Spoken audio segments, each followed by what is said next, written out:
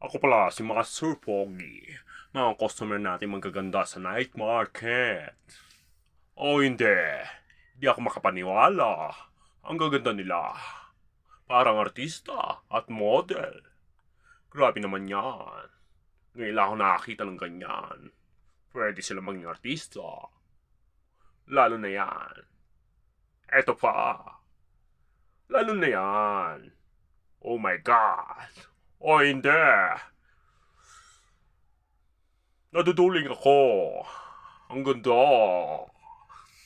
Mga mistisa, may chinita pa.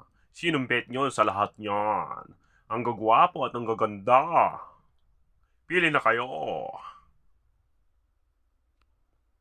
Comment nyo lang sa section. Para sino ang bet nyo. Para sino ang talagang maganda at gwapo. O hindi!